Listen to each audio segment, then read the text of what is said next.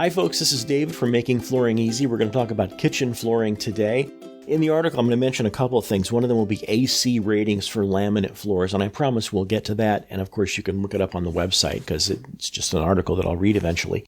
And I'm going to list some price ranges. When you talk about price ranges for flooring, I know Dan and I talked about them in an earlier episode. And we were just kind of spitballing. I was kind of spitballing when I wrote this. It actually hasn't changed much over time, but will. So one day, even those ranges will be out of date. But they're still pretty close, even though, to be honest, they're a little high. I think we were just thinking, what are you going to see anywhere, not what are you going to find here? Or on some Black Friday sale, or, you know the drill about sales and things like that. So anyway, here's the article about kitchens. What is the best floor for your kitchen? When you are looking to install or replace the floor in your kitchen, the choice needs to reflect your lifestyle. Married with children, empty nester, single, etc. This room is a high-traffic area in which your family probably spends a lot of time. Style should not be an issue, as all flooring options offer a wide variety of colors and patterns from which to choose, but you do need to consider each floor's durability, maintenance needs, comfort, and cost. Consider the following primary factors when selecting flooring options for your kitchen. 1. The impact of moisture or water spills for each flooring option. Most floors will survive if a spill is quickly mopped up and not allowed to pool. Waterproof flooring means the flooring itself is 100% waterproof. Even after a flood, the flooring itself will be fine and able to be reinstalled. However, the subfloor beneath a waterproof floor is not waterproof. Liquid that eventually seeps between planks could get to your subfloor, so spills should be handled responsibly. This isn't a sneaky way of implying so don't spill. We just mean don't leave them unattended. 2. Which floor is best able to handle a high level of traffic? Most first-quality flooring comes with a factory warranty. You should review the warranty for any floor you consider buying, considering the type of coverage, whether it's residential or commercial, what is covered, the length of your coverage, and how a claim would be processed. Several flooring options are discussed below, ranked in preference order from first to last based on the factors noted above. Vinyl planks and vinyl tile flooring, $1 to $5 per square foot. I think I'm talking about our website there. You'll see much more expensive planks and tiles in the rest of the world. We'll duplicate the look of stone, wood, and ceramic tile with embossed finishes providing true textures. These floors are easy to clean, easy to install, and easy to repair. Vinyl flooring is also 100% waterproof.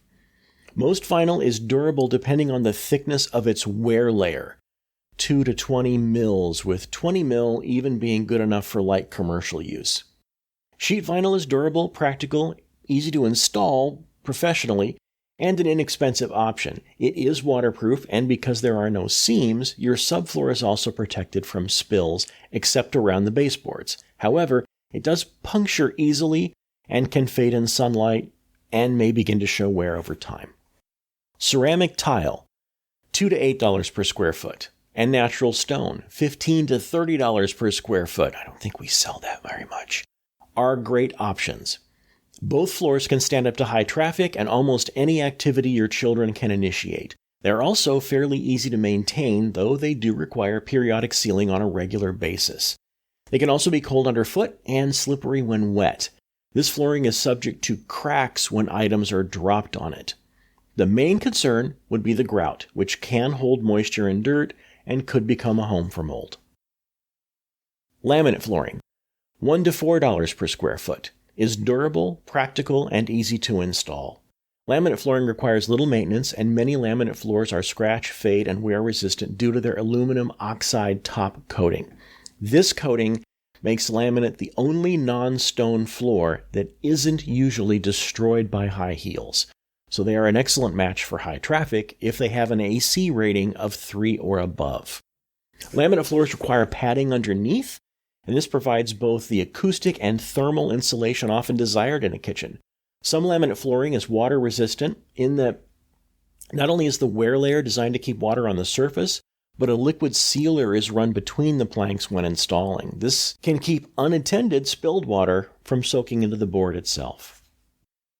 Cork, $2 to $12 per square foot, is a viable alternative as it provides a comfortable surface on which to work, has good acoustic insulation, and contains a natural substance that guards against bacterial issues. But while cork is durable, high traffic may cause a constant level of sweeping and vacuuming, in addition to resealing on a regular basis. It's a pretty high maintenance floor. Carpet, 69 cents to $3.99 a square foot, and hardwood, $2 to $12 per square foot, depending on solid or engineered, are the least desirable floors for a kitchen.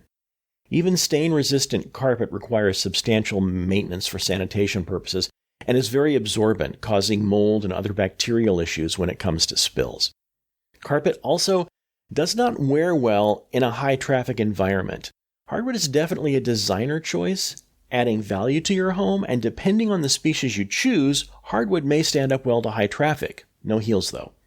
However, moisture and liquid spills can cause damage when not cleaned up in a timely manner. Hardwood can dent and scratch easily and requires regular refinishing. That would be for solid. It is a hard surface that can be uncomfortable to spend a lot of time standing on. Bamboo, $4 to $9 per square foot, also usually falls into this category. It's more comfortable than hardwood when standing for longer periods. While dense enough to stand up to high traffic and a low-maintenance product that requires no special care, it can warp due to its lack of moisture resistance to spills or very high humidity.